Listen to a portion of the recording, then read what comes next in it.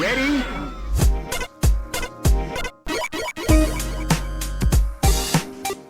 Hello and welcome to Rhythm and Pixels, a video game music podcast. This is episode 38-6, and we're your hosts. My name is Rob Nichols. That enormous spike in your volume is Pernell. Every week we listen to great video game music, and we bring it to you at least once a month, everybody. That is true. That's right. Also, I am still eating. If you listened to last week's episode, we had the wonderful, talented Elisa and Victoria on the show from the New Jersey Gamer Symphony Orchestra. And guess what? They're still here. They've never left the studio. Yeah, no, I've been waiting at my desk for 7 days now. It's been 7 days. They're stepping out of the cryogenic chamber, and they are starving, but they must podcast. I have no mouth, and I must podcast. Just draw one on. It'll do the job. So thank you for joining us on this episode. Yeah, thanks for having us. Thank you. For more information on the New Jersey Gamer Symphony Orchestra, please listen to last week's episode. We'll be talking about it a lot more here, and we'll be plugging a lot more of their information. But they get a lot more in depth into it in our last episode, and it was a lot of fun. There was a lot of cursing. There was a lot of back and forth about. There was some back alley gambling. Yeah, too. there was some gambling. Oh, yeah. All the naughty bits. Pernell said the S word. Oh, not the Spicy. S word. Spicy. So yeah, if you want Did it all that again. information, it's in the adults only 18 over Rhythm and Pixels chat episode. No, it's for everybody. It's for kids. It's for everyone. Just like tricks. Just like tricks. All right, so Did somebody say sandwich? Oh, yeah. Oh, The best sandwich. you just sent today's secret word. Fluffernutter. now scream. So we asked our guests what they would like to do for a musical topic, and we couldn't really land on one. There's a couple songs thrown out there, so we decided, hey, let's listen to some music with a symphonic bent, or music that would be really, really good arranged for the symphony. So hey, Lisa, if you hear something you really want to arrange for your I will put it on the list for put sure. it on the list. Anyway, She's like, in the dumpster. No, the actual list, the ever-growing list of things that I want to arrange, and I wish I had more time for. But either way, this is Rhythm and Pixels. This is like a listening party. You're hanging out with friends. We're going to listen to some great music. We're going to talk about it. We're going to talk about anything else in between. But before we begin, or actually we are beginning right now, we're going to throw it to our guests. We would like for you to pick the first track that we're going to listen to. We've asked them to bring a few selections, and please, any of them, I cannot wait to listen to. So please choose one. Oh, Lisa, I defer to you. Why don't we kick it off with One Winged Angel? Yay! So Is this the NJGSO version? Yeah. Oh, It will be. okay, that was my question because it wasn't labeled in the document. I was like, is this going to be an NJGSO special? And it is. I'm very excited. So this is One Winged Angel from the New Jersey, or arranged and performed by the New Jersey Gamer Symphony Orchestra.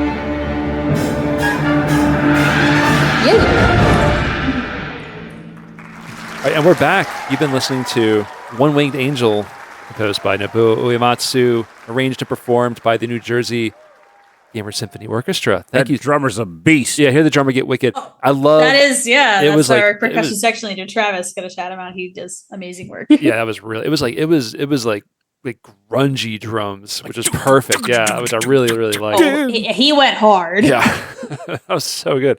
Can you tell us a little bit about the like what went into that arrangement, or maybe some challenges or things that you really liked about performing that one? Yeah, so we have a history of doing One Main Angel. We've done it a lot. We had like an older version that was kind of more based off of like the PS1 FF7, and that one that you just heard is based off like the Advent Children version, which is kind of like a more like metal rendition. So we kind of like Travis, who you hear drumming, took like the initiative to take like my old arrangement and just kind of like change it up a little bit so it's more reflective of like the new like Advent Children version with like the new lyrics and kind of like the more like metal like breakdowns and everything. So we kind of like updated the arrangement for our 10-year anniversary concert. We kind of like played like our greatest hits, and that was one of them. And some challenges were like we had this like really like crazy like shreddy guitar parts, and I play guitar. I'm more of a kind of like a rock blues player, not like a like really crazy shreddy. And I knew I also wanted to conduct it, to be like the lead conductor of the group and everything. So we had to find some like folks to play guitar with us, but we ended up with like some really cool guest players. My good friend Chuck Salamone, who has composed like music for Eulogy of an Insect and Hylex. He played rhythm guitar. Pernell's like, I know that name. Yeah. So he played rhythm, and then we had Pete Bobinski from Disco Cactus playing leads on it, and it was just like you got some all stars. He had some like really cool guest performers for that. So we're not really like a rockestra group. We're an orchestra, but like sometimes we will include like guitar and whatnot. So it's kind of an interesting challenge to like really balance like the kind of quieter like acoustic instruments like strings and whatnot. We don't have a huge string section; it's gotten like bigger, but that was like a big challenge, just kind of like balancing like those sounds. But I think we did a really good job of it for this piece. So our kind of first foray into like real like hardcore like rockestra music, and I think we did a really good job. Well, and One Winged Angel is such a hit. You know, like people hear that intro and they're going, oh damn, it's coming. Oh my god, yeah. Vicky, I don't know if you can speak to it more from like the choir perspective of like any like challenges and whatnot. I struggled with not throwing up the horns, honestly. I am a metalhead, so I just started vibrating and trying to not lose it. Yeah. But honestly, no. Like it was. I wouldn't say it was an easy piece, but honestly, like as a choir member, it was actually pretty intuitive, and except for the one part where it's just like "Noli ma nade." We are staggered a little bit. The sopranos, those are staggered, and it's like, that's sort of like the metal breakdown part, right? Like the fast part. Like, yeah. Like the sopranos come in on the 1, we come in on the 2. It's like the guys go Noli ma, and then we're like ma. No. Yeah. That part's like really cool. Yeah, that was fun. Like, because we got off stage and we're like nailed it. Y'all did great. Y'all did awesome. It was really cool. Like I say, the recordings are excellent too. They sound great. Yeah, no, we have a choir member, Bill, who is like a really just like he's like a recording and like mastering whiz. So he like does great work for us. So good. And these concerts are free, you said. I mean, obviously I would attending one, I would absolutely donate, but that's great. Toss a coin to your orchestra.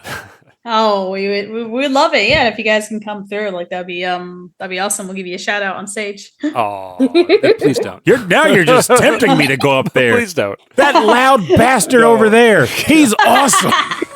No. Can the person in the down there? Yeah, the 7 foot tall man. Can you please like lower your head a little bit? Also, your car's being towed. You're in the way, and your car's being towed. Okay, so this is an even numbered episode. So I'm starting this one. Dun, dun, dun. Okay, so I was looking for just badass 16-bit RPG music. And I forgot how good the music is on Langrisser War Song on the Genesis. This is Noriyuki Iwadare, who is fantastic. Love him. And Isayo Misaguchi. It's hilarious. Did you pick from War Song? No, I picked Noriyuki Iwadare. Well, he does have like a symphonic sensibility to compositions. But what I love a lot about the 16-bit era when it comes to like, when the composer has like an orchestra in mind, when they're composing on the Genesis, which doesn't have any sample capabilities. Mm-hmm. So it's all synthesizers. So I love that sound translated through just pure synthesizers. So anyway, this is a player phase 1. This is the friendly fight. This is a turn-based RPG, which I'm looking at it now, aside from the obvious Hollow Knight track I'm going to play later. They're all turn-based RPGs, or like turn-based tactical RPGs. Mm-hmm. So this is a friendly fight from War Song for the Sega Genesis, Noriyuki Iwadare and Isao Misaguchi.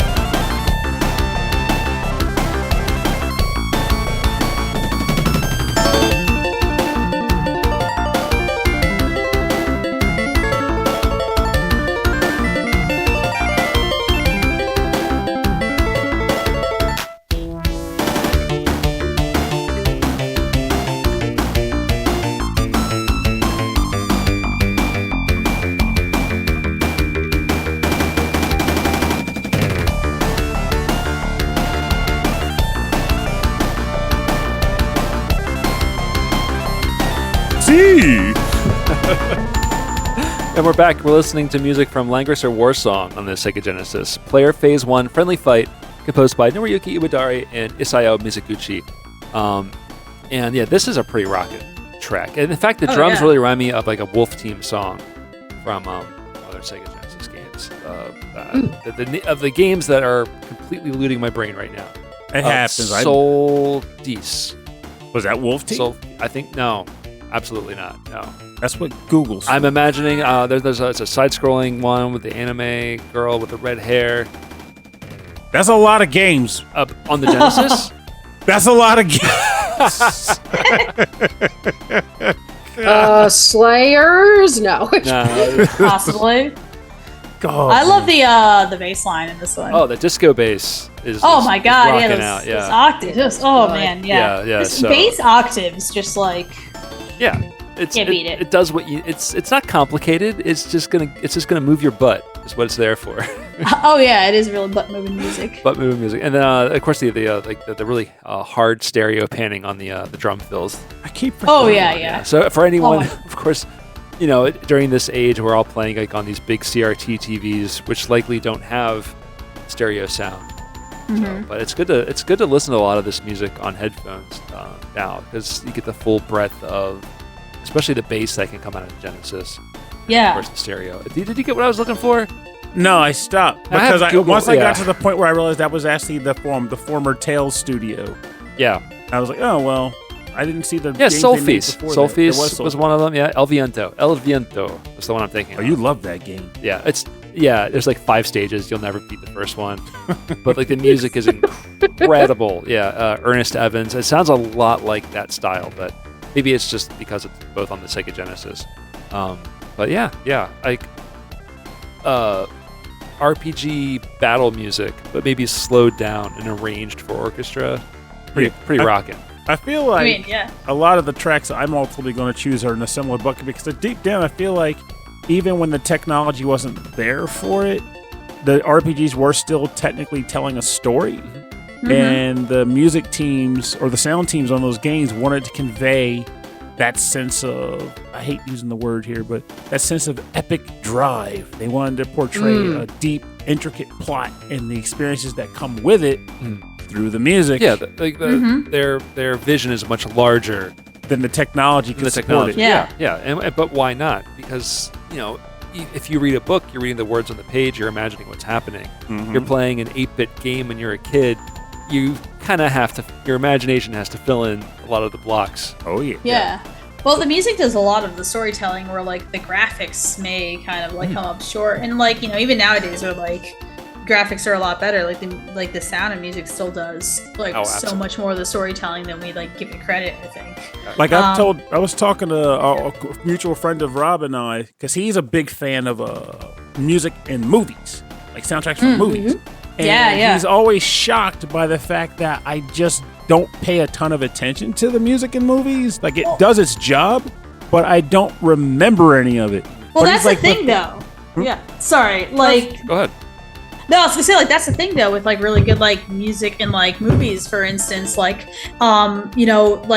don't have to have the characters speak and tell you how they feel. The music does that for you, and the fact that you don't notice it means it's doing its job. Yes, it means that you're not supposed to I think remember every single cue, but you're supposed to understand how you felt in that movement, watching the character and hearing the music, even if you don't remember they played this A minor chord and it made me feel it's doing its job by kind of being so subtle, so part of the emotional storytelling that you don't remember it and you don't notice it. And if people don't trust what she just said, all you have to do is take a circus theme and play it over an emotional death scene. And if you don't get it, then you're hopeless. It's true. I did teach a sound design class. Yeah. So, sorry, Vicky. No, you're good. I was gonna say I'm just gonna put the Cheetah Man music over the entire Lord of the Rings. Oh yeah, no, that'll really have emotional impact. Right. You're gonna watch something super, super serious, and the entrance of the gladiators constantly playing. Mm-hmm. But when I was explaining to him, I was but it came to video game music though. In addition to the fact that music, at least for the early years, had to do a lot more heavy lifting. Yeah, exactly. It's also that since you're controlling the characters and you're personally driving the plot, I can't just let the game run and have the narrative tell itself. I'm that much more pressed for the events of the game, so the music just puts the emotional stance that much closer to me to engage with. So it's just as memorable as everything else, if not more so. Absolutely, yeah. No, game music is designed to to really immerse you into the world, and it's not something you're passively watching; it's something you're taking part of. So it is designed to pull you in and be so much more active. Mm-hmm. Yeah, I can talk about this all day, but I know that's good. This episode of film. This is the forum for that. Yeah, that's what we're talking about. All right, Pernell, so your next track, your first track, what are you bringing to the table? I'm bringing a weird one here because while it resonates well with me and I do feel like it fits the mood, it might not be as energetic as you'd expect, but I would love to hear this played by an orchestra, especially after what we just heard. Yeah, the track I played is usually a track you would play. Yes. Yeah, this one is going to be what? Why did you choose this? But anyway, this is from the game Lunar 2 Eternal Blue. I love Lunar. The track title is called Zophar's Arrival, and is composed by also Noriyuki Iwadare.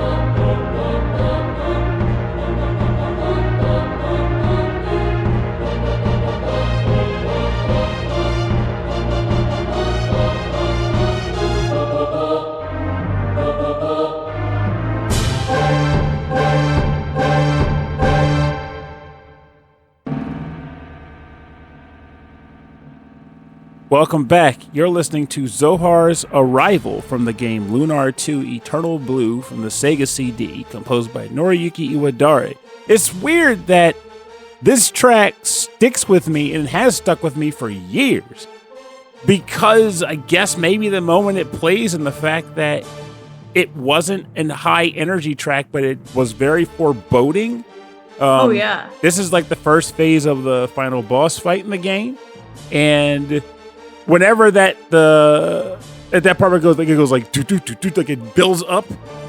It would always make me feel an extra level of tension. Didn't help that I was getting the stuffing kicked out of me too when it was playing, because the boss for me at the time wasn't particularly easy because I never leveled up very much in that, and he had a very weird attack where a gotcha claw would go across the top of the screen. It would stop over a random character's head, pick them up, lift them up like they're being redeemed.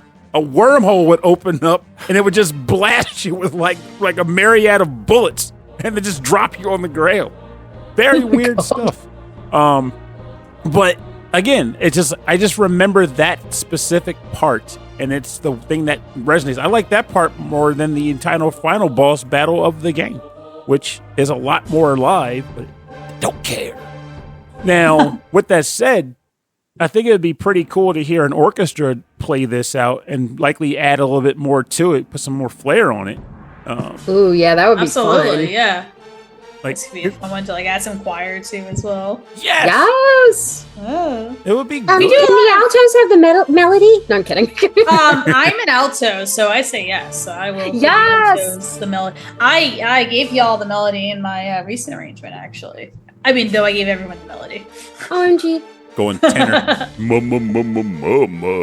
Oh, I think you're thinking more bass there. Yeah, you're the bass man. You're the bass man. The bass man. It's hard to be that tall and not be bass. It's true. That's right. Yeah. That seems ironic.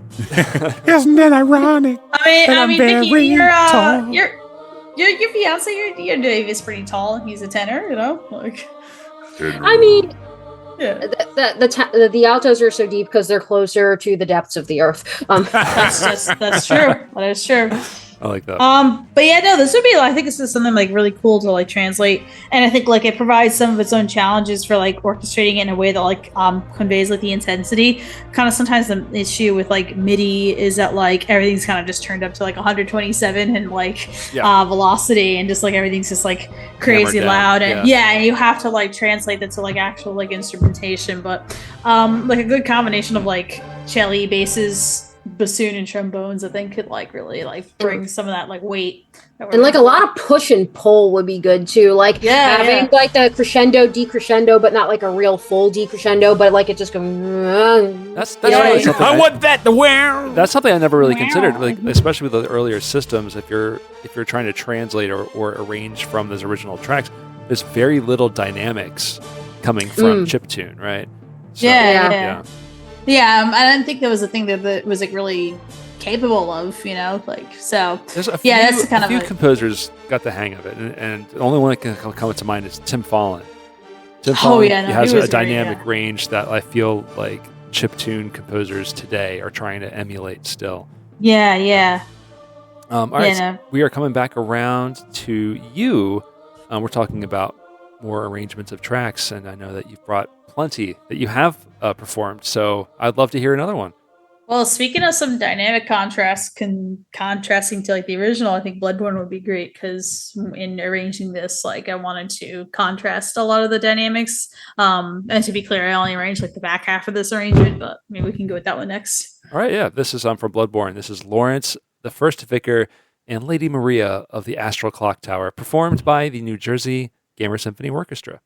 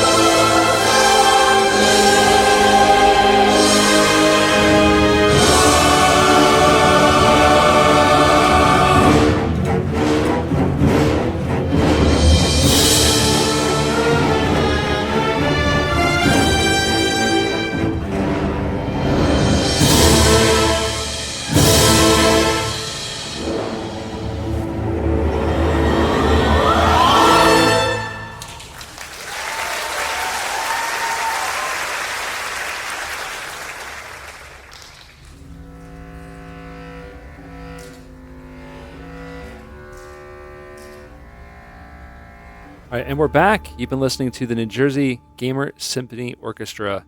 Did I say that right? New Jersey? Yeah, that's how you say it. No, it's New Jersey. Oh, no, we don't actually say Jersey. I'm a lifelong Jersey apologist. We don't say that. No one says Jersey.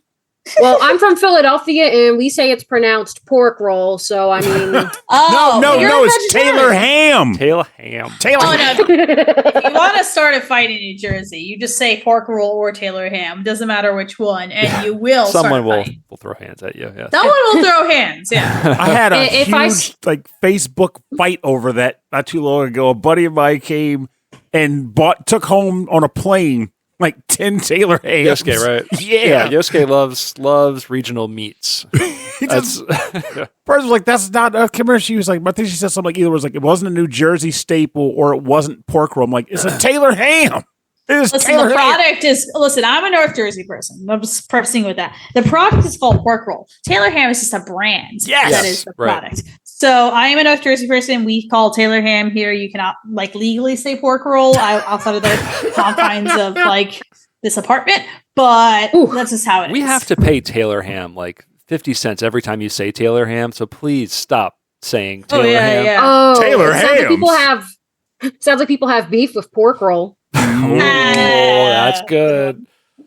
I remember he said, "Hey, before I go home, I want to pick up some Scrapple. Where can I buy some good Scrapple?" And I said, "Are you sure about that?" Oh yeah, I've had Scrapple once and never again. That's fair. There it is. I found it. The person said, "This was back in 23." I said, "What was it? How am I going to hold all this Taylor Ham and Scrapple?" It was a massive picture. The person goes, "Pork roll, not Taylor Ham. You're not in New Jersey. Shake my effing head." Oh my gosh. And then another person, it's pork roll, not Taylor Ham. And I'm like, what the hell are you talking about? I said, nope, the package straight up says Taylor. It counts. People got unfriended during this. I was I snapped. I was like, you're going to sit here and tell me I can't read a label? The pork roll Taylor Ham wars of 2014 were very bloody. It's a terrible time. It's worse. It's worse than I'm glad you two survived it. Yeah. Oh yeah. And doing the important thing, which is podcasting with us tonight. Yeah, doing good things in their life. Yeah. And playing Bloodborne. So again, you talked about. I'm bringing it back. You talked about dynamics. This was a very dynamic song. I mean, Rob is working overtime on this one. I had some thoughts, but I'm not going to stop the joke, the regional joke that all of our listeners overseas will appreciate. Oh yeah, during the Lady Maria segment, this is the part that I arranged. I wanted to translate a battle song, which was when you're playing it, it's just kind of just full speed ahead, just this barrage of sound. And it's such a beautiful track, but I wanted to make it something kind of more suitable for a concert with ebb and flow in terms of dynamics. So I reorchestrated a bit to kind of strip it down in some sections. So when you get to the very ends of the piece where the trumpets really sound in, the choir sings their last kind of refrain of the piece, and the trumpet sound, and it's just so big. I just wanted that to be so much more impactful and kind of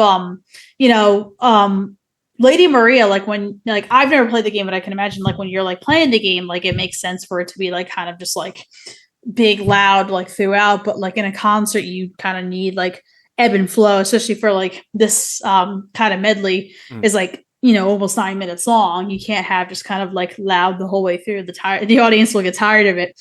So I wanted to add a lot of dynamic contrast to it. And I wanted to make certain sections the refrains of at certain parts is kind of more impactful. So this is a arrangement choice that I made, an orchestration choice. That the word dynamic comes to mind again, because isn't some of the music in Bloodborne dynamically played? It's not just a full track. There's in sections of a boss battle or where you are, the music will shift in certain ways. From what I understand, I've never. Yeah, you played it more than I. I might. Played it, but yeah. Yeah, I played a little bit of it, and yeah, there are a couple times where it's just like, oh, that just kicked in. Oh, I see. Yeah. I'm in trouble now. Like, I'm not sure if I'm getting the same thought of dynamic as you're maybe conveying, but I would say, based on what I think you're referring to, maybe something like the Father Gascon battle, where once he becomes like the lycanthrope, the music will shift for that battle to like a heavier piece. So it's like, oh crap, he's in his animal mode now, and he's more ferocious. Is that a consideration that comes up frequently enough that you have to think which parts of the song or which sections or which versions that are we going to put together to perform? Yeah, absolutely. Like like a lot of game music is kind of like made to like loop, and you'll hear like kind of loops. Especially like, this AAA music that will like tend to be variable as you go through like different sections and whatnot. But like a lot of like this game music is made to kind of like loop and kind of be at one like dynamic level based on like if you're engaging in battle or not. So like to like take that and kind of combine it with some of the kind of like lower intensity loops that you may like hear in games. I'm citing like Just Cause 4 because I actually like got to like work on that game personally. So this is something that we did is that like we would have like crossfades between like lower intensity and like higher intensity parts, and when you're kind of putting together like an arrangement for a concert, you don't want it to be like full steam ahead the whole time. You want like the music to have like ebb and flow, and like and personally too, it's like, or not even just like personally, just in general, like hearing like full orchestration, everybody playing at once does get like exhausting to the ear, and also like exhausts the players. Certain instruments such as like trumpets, horns, trombones, like they can't play a piece like front to back without like getting exhausted. It takes so much for them to play. So like, they need breaks. Woodwind players need to like breathe to play. Typically you'll hear strings playing most of the way through, but you also have to like kind of like have consideration for your players and like how much like kind of like breath and energy it takes to like make the sounds that they make. So, like you're not just like taking the piece out of the game and like writing it and like giving it to people to play. Like you have to consider orchestration, you have to consider players. There's like so much you have to consider. So you really will like kind of change it a little bit to make it more playable by an orchestra. They're literally breathing life into their instruments. But there's got to be some situations where you think it's really important that this is going to tax you, right? Yeah, I mean, shorter songs are fine, but something like this, like Bloodborne arrangement, which is like one of the longest pieces we've played, like we definitely had to have like ebb and flow to it. Yeah. All right. Okay, so my next track is again another tactical RPG, one that I've just learned about. I didn't know about this one. Energy Breaker for the SNES. Do you know this one, Pernell? I don't recall that. It's apparently a Lufia prequel. Oh, interesting. Yeah, although I don't know if it was brought out here. This is it's Yasunori Shiono. They worked on the other Lufia games, so really fantastic music. This is a track called After the Rain from Energy Breaker for the Super Nintendo.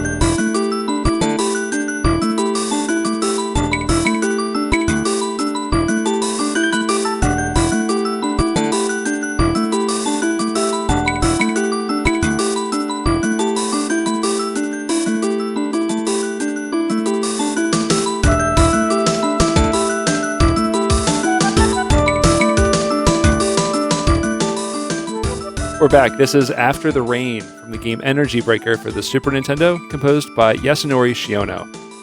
And again, I picked this track because I love. I think it's called modal, like the one there's like lots of different, I don't know, sections of like instruments playing all these different notes, and it just I don't know, the format's just so interesting to me. When my brain gets a little confused where the rhythm is, I get really interested in the track.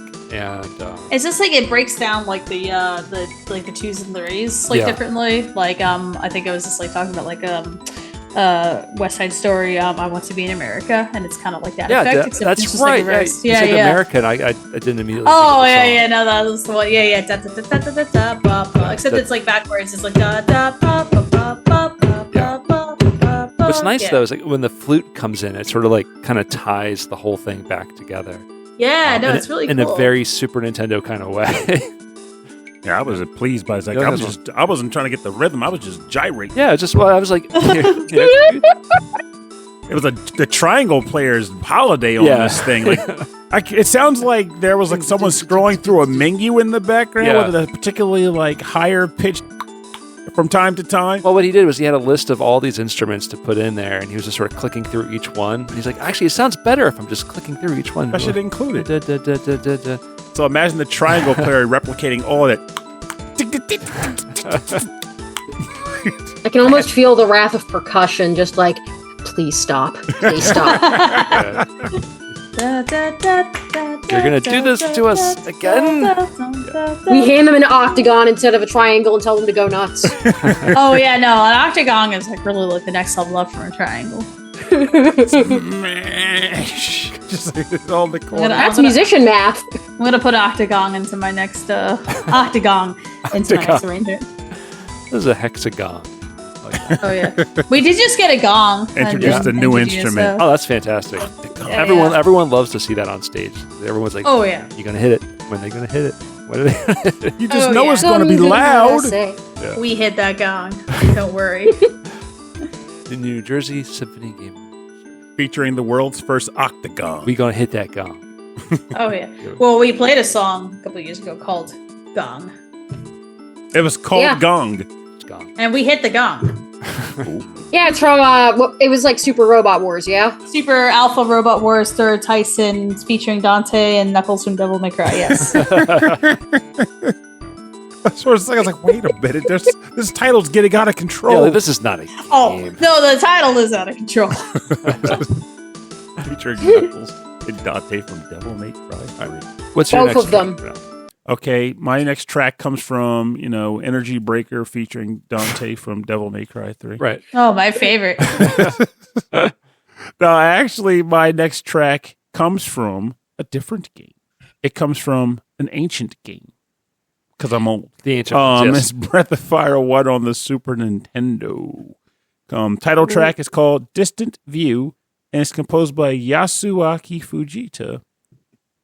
And I like it. All right. He likes it. I hope you like it too. Mikey likes it too. Is there another guest we don't know about? Another host? A shadow producer? Mikey from the Shadow Realm? Mikey from the Shadow Realm? Yes. Mikey. He's been banished there. Oh my gosh. From poor gameplay and card play.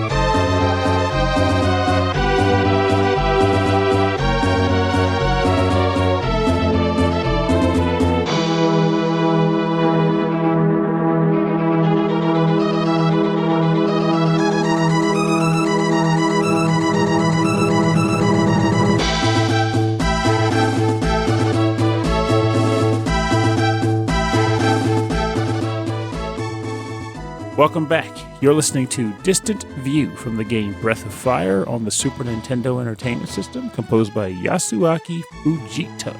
So, this one I picked because, Breath of Fire music. And two, because I feel as though this is an example of what I brought up earlier, where I feel like composers of that era wanted more out of their music than what the console sound chip could convey, so they did everything they could to get the most out of it, and it sounds like this. Yeah, I think they did a really, really good job. Yes, the Super Nintendo samples had to be so short, so like when you have like those like symbols and things, it has like a little bit of like a ring to it, like yeah. Very interesting. It's really incredible, like soundtracks like this one and like Chrono Trigger, like can really do with Super Nintendo hardware. It's They definitely push it. And like for full orchestra music too, like, you know, or like close enough to it. Mm-hmm. Like, or ActRaiser is another one too. Just Ooh, yeah. Yeah, because they're coming at it from like, I think like they're composing not for the system, right? And then they're trying to then it's maybe a puzzle game to make it fit within the hardware. I'm just glad they solved that puzzle, because this track, like I said, I would love to hear an actual orchestra take a crack at this, because it hits the highs, it hits the lows. It carries the spirit of adventure that the game wants it to have, but it sounds rather complex in what it's doing to convey that. It does enough. It's not a simple melody that just gets you moving. It's actually something that's meant to convey. This is the second portion of the game. The stakes are higher. Your shoes are more expensive because you just bought them at the near shop. It's a good track. I like it. Yeah, Breath of Fire. Really good, That's another SNES game that's probably going to cost you a fortune if you want. Right the now, it cartridge. probably will. oh my god, I can go on price starting right now. Uh-oh. All right, this is going to turn into the Crycast. I mean, not for me. I got this thing like when it was like in its low. Like I bought it when it came out, sold it. All right. You found it? Not as bad as you think. It says loose 45, but that can be variable. Like hashtag with a grain of salt. Complete like 179 might be close to like 200. It's not like a lot of sales, but I wonder if Breath of Fire 2 is higher than, because I thought they had a lower print, but. Yeah. No, you're right. Breath of Fire 2 is sitting at more like 90 for loose and like 250 for CIB. So, yeah. Yeah. I used to work at the aforementioned Digital Press, probably in the last episode I mentioned it. So I used to work there, and I'd have to like price out games a lot. So it's painful when you learn how much old games cost. The market's like crazy. Yes, it is. Yeah. And it goes to show you, too, even in a world where emulation runs rampant, people still want the original product. Oh, yeah. Absolutely, yeah. This is something so... Oh, sorry, Vicky. Oh, no, you're fine. I was going to say, like, even though the money at this point isn't going directly to the devs who made it, like, you still want to, like, show love and respect for the, like, original product. And some people use that a little bit as a status symbol. If I had disposable income, I don't. And that's why I have a $15 copy of Haunting Ground that I got off of Etsy that runs beautifully. And not a $650 copy. Yeah, Haunting Ground was one of two games alongside Rule of Rose where I was like, I should buy that. But no, I've been buying too many games lately. I should just take a break. And then they'll get cheaper eventually. I gotta say, when I saw how much my Dreamcast games were going for, Dreamcast. I did have to sell them. You let those things go. Didn't break a sweat doing it. Dreamcast is nuts. Yeah. I already broke all the sweats when I realized I tossed the boxes and only had the discs. Oh god. Yeah. That was like my friend Anthony. That was like $100, $200 like out the door. I mean, how would you be able to know that? Yeah, some of those games still made me back quite a bit. But the thing is, don't give him that level, because he knew me back then. Oh, yeah, it's true. And I was like, why are you throwing the cases out? I was throwing everything out. Yeah. I don't think anyone could have predicted the aftermarket of retro games, which like for certain consoles is just like I should have completely nuts. No, but that's the joke I'm saying though. Like predicting the aftermarket as far as where it went, absolutely. But knowing that people won't really want to buy your games without a case and instructions. Oh, I was like, Rob, why are you throwing the cases away? Outside of the arcade, like that was the only way you were going to get to play Third Strike decently. Mm-hmm. I was like, I just gotta let it go. Oh Just gotta yeah, let it go. absolutely. It happened with my friend Anthony. Like, I went to visit him. He used to have a ton of games. And one of the trips I went down to visit, he's like, I had to make a room and clean up some stuff, but I didn't get rid of my games. Like, well, that's a relief, man. He's like, yeah, I just threw the cases. I was like, why did you do that? Why are you doing this? You've just heard me complain about it. I'm a chronic, like, if I don't have the case, I will start sweating person. So I'm like, I need to put all the cases into like these little Rubbermaid bins. I put them into storage. It's okay. Or it's on my shelf. It's in a drawer. My socks, they can live in the clean laundry basket. I don't care. This is me at 10. Yeah. That's right. And I'm like, all the games can live in a CD binder or in my NES like suitcase or whatever it is, and everything's fine. I still have my Pokemon Yellow Game Boy Color somewhere, as well as the box for it, the special Pikachu edition. It's somewhere. So cool. You know, I had to have my boxes, or I'd be like, it's not right and it's not complete. So you were smart there, though, because while I did keep like my cases for like my CD games, I used to keep all the cardboard boxes for Game Boy games and stuff like that. And then one day, my father was over when I was like trying to figure out how to make space in my room. He's like, why do you have all these cardboard boxes? I'm like, Dad, they're the cases, they're covers for my games. They're good to keep. It's like, you're not going to do anything with them. Just get rid of them. They're not even, you don't even keep the games in them. Right. No, but it's so cool that like they came in these like really cool boxes. Like, It is so cool. Oh, I agree. And I saw it as I threw all the cardboard in the garbage. Oh man. But at you least were, I kept you were all my CD low on cases. space though. So, Yes, I was. I lived in a sardine can. Oh, Mood. yeah. All right, so we're back around to you. So at this point in the show, we would be rolling into the bonus round. Bonus round? What's Bonus- that? Bonus round. Bonus round is where we play covers, remixes, and arrangements on our theme. But guess what? We've been playing arrangements the whole time. We've been playing them the whole time. I've been here the whole time. I understood that reference. I got that Yeah. one too. I'm a huge fan. All right, so we'll take it away to Elisa, Victoria. What is the last track that you brought for us to listen to today? Well, we have for you a little Deltarune music, complete with one of our choir members playing the part of Spampton G. Spampton. Okay. That name is phenomenal. Yes. Oh yeah, no, it is. It is a hoot and a holler. This is Deltarune Chapter 2, Boss Medley. Great stuff. Spampton.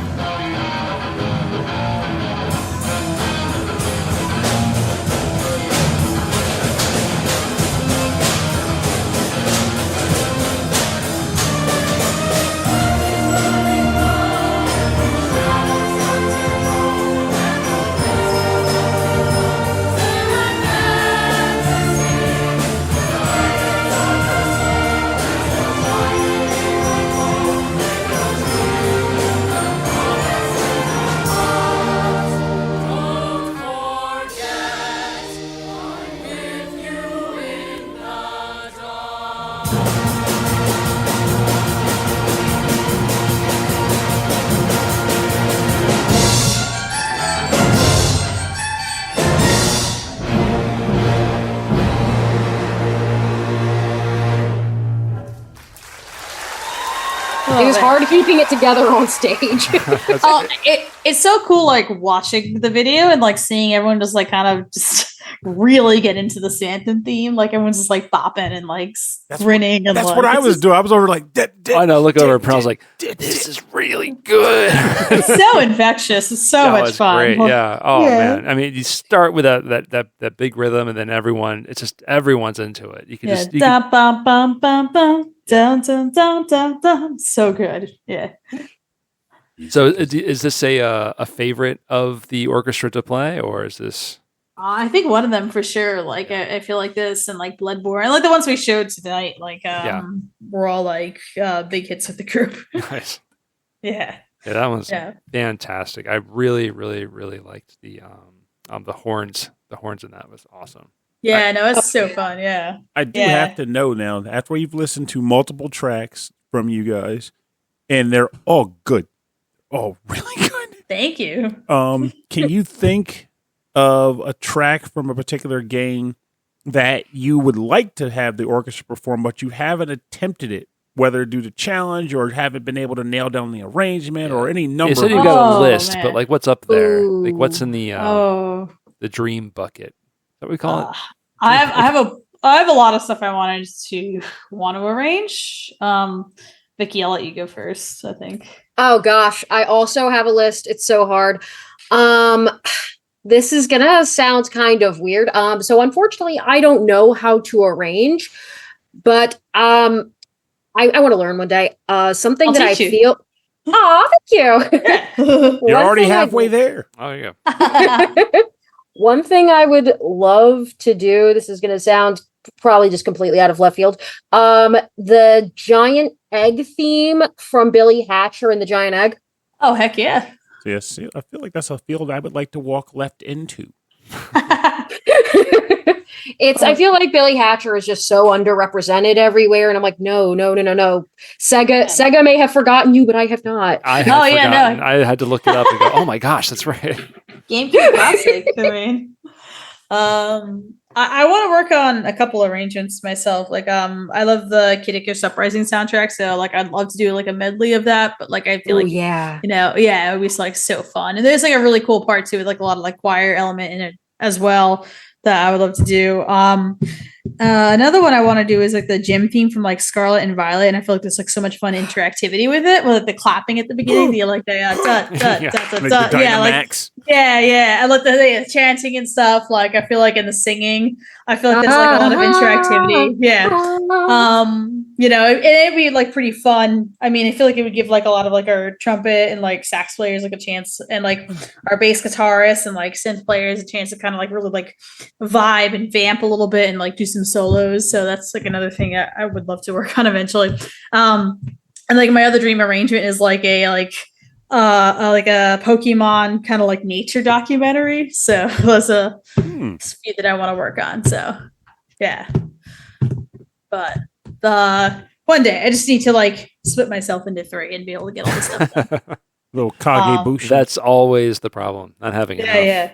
I'm gonna be working on a Jet Force Gemini arrangement with my best friend next, so that's gonna would be interesting. That's cool. Yeah. So we were planning out the tracks right now, so that's gonna be a lot of fun. That's cool. Nice. Yeah. I know this. I just turned this into like Elise's like orchestration arrangement list. Well, that's what we're curious about. So hopefully the listeners are too. So because we're just really interested. Oh yeah. All right. So we are closing on the end of the show. Pernell, you got a song here. I don't think I've heard of this game before. Really? Yeah. Oh, yeah. Because I believe it or not, I actually thought I'd picked it for the show before, and when I realized I didn't, I was like, "Well, I got to remedy that now." This is a game I found on Steam. One of those random, just like discoveries. It's a game called Void Stranger, and the track title is called Void Symphony, and it's composed by Ebrosgi. I cannot pronounce it. Yeah, and I'm not even going to try. Sometimes we get these longer, like maybe Eastern European names. I'm like, I'm not going to attempt it. And just know I love your song, and I'm sorry. All right, let's give it a listen.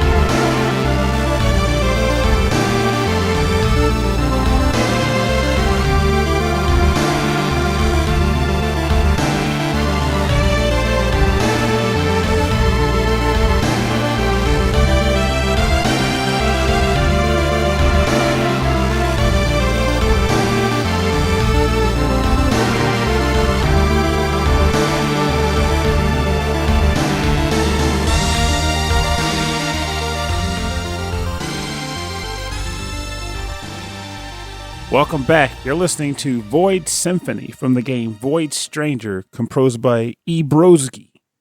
There it is. I'm sticking with it. No, his name is he's also the programmer of this game. Oh. Eero Lathian. Yeah, I appreciate that because you saved me. Oh. Yeah, it's a two-person. This is a two-person joint. Oh. Yeah, both people designed, composed, created this one. That's really cool. Yeah, very cool. I appreciate their genre. work. Sokoban Dungeon Crawler. Right? Huh. Yes. It's a very challenging game involving the usage of a rod, which allows you to take pieces of the floor and place them in other places and to get around. Ooh. And there are some other challenges that exist within the game, but that's the main concept. And it involves block pushing and all that, a la Sokoban. But this music plays at the first few floors of the game, and it does a very, very good job of getting you into it. Like, I still love the game, but I can 100% tell you that when this track stopped playing, my drive went down because I was really into it because of this music. It's so good. It's like the second track in Marble Madness. It's just like it gets you so into it. Yes. Yeah. Do do do do do do do do do. You're playing the game, and then you hear the music, and you're like, and you kind of lean forward, and you're like, okay, now it's on. Yeah, now we're playing the game. Oh We're yeah. playing with power. That is absolutely the power of the right composition within the game. That's For right. sure. Like, there are games I will only play because of their music. And there are also games that could have been, they were like rated well, like good games that I refused to play because they have no music. With no music, zero. Yeah. I've played some with bad, but I can force my way through if the game's good enough. But no music, done. Won't do it. Well, for more information on the bonus round part of our show, please go to rhythmandpixels.com, where we'll have links to the artists' SoundClouds, Bandcamps, links everywhere you can go, find the music, buy the music, and support these artists.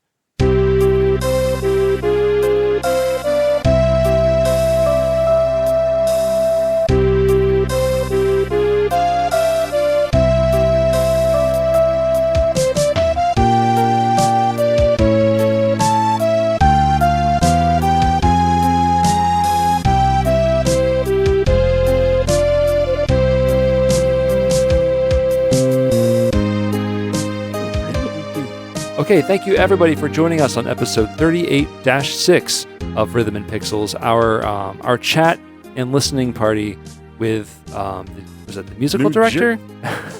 Yes. And the social media director of the Gamer Symphony Orchestra of New Jersey, Elisa and Victoria. Thank you so much for the time, spending your time with us tonight and spending your time with our listeners and sharing your love of music and game music. And for being fun. And fun. You've been fantastic guests, like top tier podcast guests that we've had on the show. Thanks for having us. This is a Thank blast. you. Yeah. Seriously. Yeah.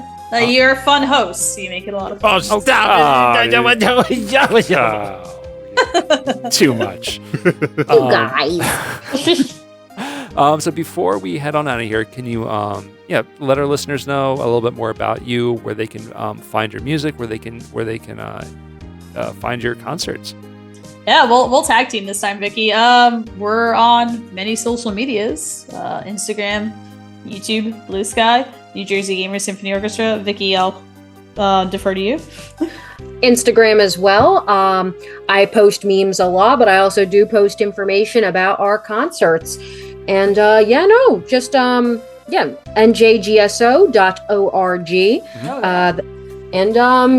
Feel free to check us out. We're also on YouTube. Basically, if you search NJGSO, you're probably bound to find us. And if you don't, something's gone horribly wrong. You might have found the New Jersey Symphony Orchestra instead, and they're also great. They're amazing. Yes. Oh, yeah, absolutely. You guys aren't battling out in the streets, right? Not yet, Okay. but you know. No, this isn't Delaware. Nice throwback. And for those of you in the New Jersey area or who've accidentally wandered into New Jersey, we're going to be performing on June 14th at Jonathan Dayton High School in Springfield, New Jersey at 2 p.m. free admission. So come check it out. We're playing some music from Legend of Zelda, Shovel Knight, and many, many other pieces. Of course, some Final Fantasy, because we love Final Fantasy around here. Nice. And Super Mario Sunshine. So we got a lot of great pieces. Ooh, very Go Harbor. On the program. Yeah. So it's good times. Definitely come check us out. If you happen to be in New Jersey, trying to decide between pork roll and Taylor ham, get your pork roll and or Taylor ham, and then come see us. Maybe but we don't should have bring a it to the donation show, bucket. because then you have to bring some for everybody. Yeah, no, you Yeah. have to eat it in the lobby. You can't. Yeah. Yeah, we have 2 donation buckets. One will say Taylor ham, the other will say pork roll. Nah, we're not doing that. I mean, this gets salted meat. It'll probably last through the duration of the concert on like a warm June day, I'm sure. Yummy. Thank you so much for joining us tonight. And to our listeners, if you would like to get in contact with us, if you have a track suggestion, topic suggestion, if you're an artist yourself, if you're a game creator or a game remixer, composer, arranger, we would love to hear from you. Please send us an email. rhythmandpixels@hotmail.com. And for more information about this episode and a full track listing from this episode and access to all of our episodes going all the way back to 2015, please go to our website. www.rhythmandpixels.com.